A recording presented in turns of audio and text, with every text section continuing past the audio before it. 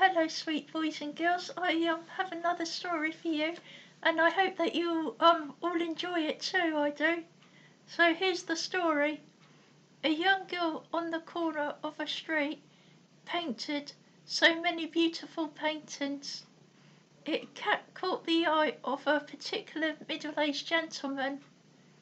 Horses in the painting, horses were sitting in the stable, and he remarked how she should paint a horse on top of a hill to show others that the animals have a lovely and happy life. And then she remarked about how the girl in the painting was too busy to let her horses out in the fields, for all she did was paint all day, but sadly took no notice of the horses. The middle-aged man remarked on how cruel she is, and how she ought to pay a little bit more attention to her animals. The young teenage girl agreed with the man, but what can she do about it? He frowned and demanded her to paint the horses running free, and how he would personally go inside her painting to scold the girl. His wish was granted, as he found himself on the other side of the painting. It was as like he said the horses were not playing. He got cross with the girl in the painting until he realized that this girl looked exactly like the girl on who he had just been speaking to, who is painting the painting. Reality? To his shock, this girl was also painting the girl's reality, who lived on the other side of her painting. How could this be? This was so weird. He was now feeling very unnerving, but asked the girl why she was keeping the poor horses inside. Was it because she did not love them? The girl, with tears in her eyes, said that she did love them very much. However, she was protecting them from a flying dragon that was flying over them. Who looked up? The man looked up to see a dragon about to devour the horses, or in fact any creature that he could find. The young girl also looked at her painting, and the man asked, "Why is the girl on your painting, on my street corner, not letting her puppy play outside?" Until he saw in the corner of her painting a vampire.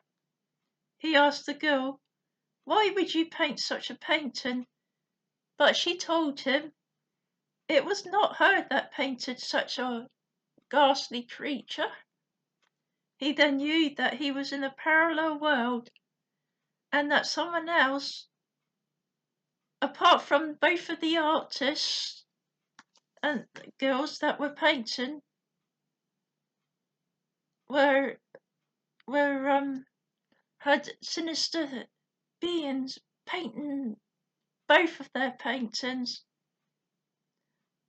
or adding to both of their paintings.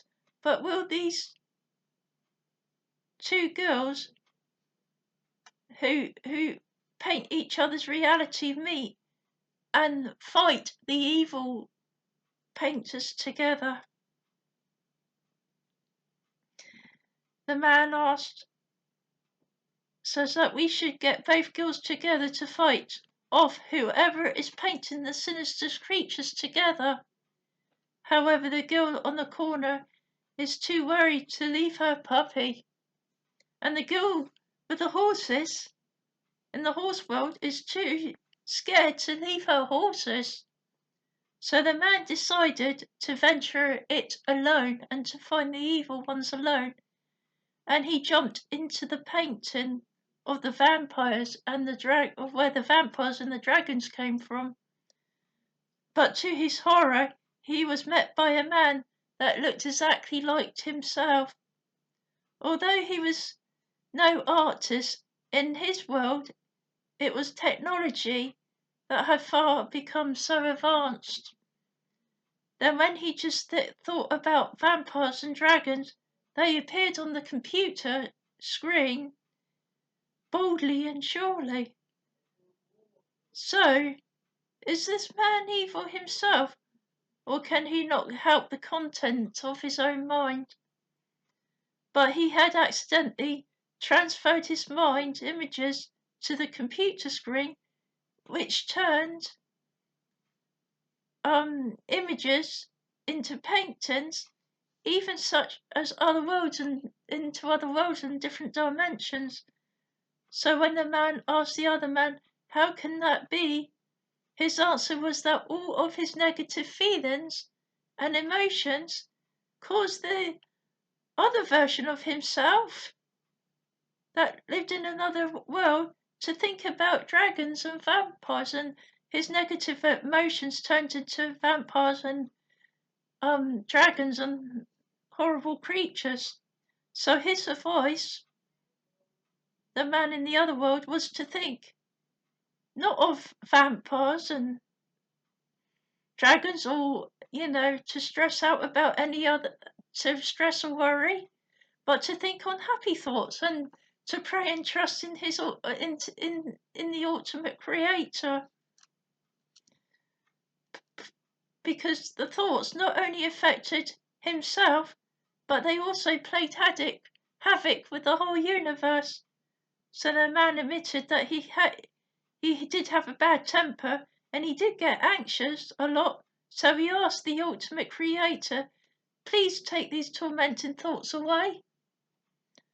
The creator heard his prayers and he took away the negativity from his soul that filled him with all kinds of, and in the return of the bad emotions filled him with all kinds of good emotions.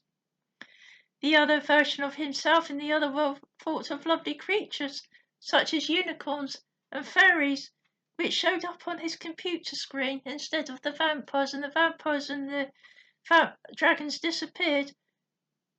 The world climbing, the world, sorry, the man therefore was sent back into, the men were sent back into their own world, and they climbed back through the paintings. And he smiled to see both painters now full of horses that ran freely with the unicorns, and the sweet little puppy licking her face so happily, free from the worries of vampires, and the horses were free from the worries of flying dragons. And that's the end of my story. So the moral of the story really is, instead of worrying about things, because sometimes worrying or getting into a bad temper and that can cause bad things to happen, and everything that not only affects yourself, but people around and other people around and everything. When you are feeling anxious or angry, just go to your Heavenly Father in prayer and ask Him to, instead of take away all the bad feelings that you have towards somebody, and ask Him to fill Himself with His goodness and His love and His joy and His peace. And that when you do that, it will be a positive result, and a good result not just for yourself but for everybody around you, and it will make a good environment for everyone around you to live in the love of Jesus and His love. And that's the story. That's the more of the story, and I hope you all enjoyed and were blessed. God bless you. Bye.